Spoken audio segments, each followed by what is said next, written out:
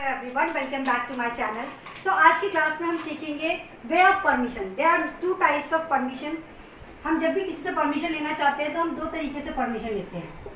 One is called formal and the second one is called informal. What is the difference between formal way और informal वे? Formal जब भी आपको किसी से respectfully या बहुत ही ऑफिशियल लाइफ में आपको किसी से परमिशन लेनी हो। इनफॉर्मल जब आपको किसी फ्रेंड से, रिलेटिव से कैजुअल वे में, यानी कि हम इसे बोल सकते हैं तुम या तू करके जो लैंग्वेज होती है, in that way you want to take permission, तो आपको इनफॉर्मल वे कहते हैं। ठीक है, तो फॉर्मल वे में there are many options. We can use may, we can use could, और इनफॉर्मल में we can say can, should और लेट।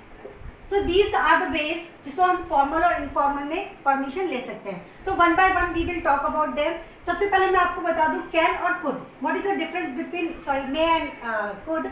मे होता है फॉर्मली लैंग्वेज, ऑफिशियल लैंग्वेज में, और कुड होता है जब आप ओवर पोलाइट होकर, ओवर यू कैन से जब आपको अपनी बहुत ही क्रिटिकल कंडीशन शो करनी हो, तब आप कुड करके परमिशन या किसी से हेल्प ले सकते हैं।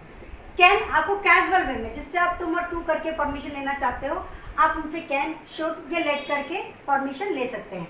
तो let's talk about their rule. तो रूल सबसे पहले हम बात करते हैं कैन, कुड और मे की बात करते हैं। So what is the rule? जबकि परमिशन लेना है तो परमिशन लेने का जो सेंटेंस होता है दैट इज इंटेरोगेटिव। इंटेरोगेटिव मतलब क्या वाला?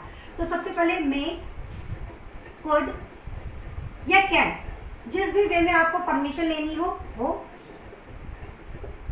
Subject, verb first. If there is object in the sentence तो हम ऑब्जेक्ट लगाएंगे, क्योंकि सेंटेंस इंटेरोगेटिव है इसलिए क्वेश्चन मार्क। अब मैंने यहाँ पे तीनों परमिशन के लिए तीनों हेल्पिंग वर्ब लिखे हैं, मे, कुड और कैन। आप इन तीनों को अकॉर्डिंग टू द सेंस आप किससे परमिशन ले रहे हैं उसके अकॉर्डिंग आप लगाएंगे। अगर आप अपने से बड़ों से, सर से, टीचर से या बॉस से परमिशन ले रहे हैं तो आप मे लगाएंगे। आप कुड किसी से भी यूज़ किया जा सकता है जिनसे आप शो कर रहे हैं बहुत ही पोलाइट वे में आप परमिशन लेना चाहते हैं। कैन अगर आप तुम और तू जिनसे बात करते हो, जैसे कि हम अपने छोटों से या फिर हम बात करते हैं अपने रिलेटिव से, उनसे बात करते हैं तो आप उनसे कैन करके परमिशन ले सकते हैं। So let's take some examples.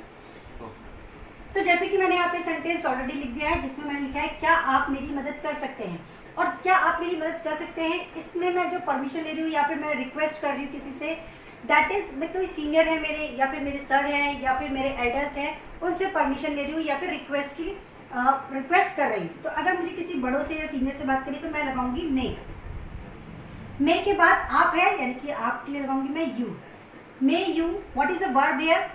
May you help, और ऑब्जेक्ट क्या है? मुझे, मेरी, यानी कि मे यू हेल्प मी।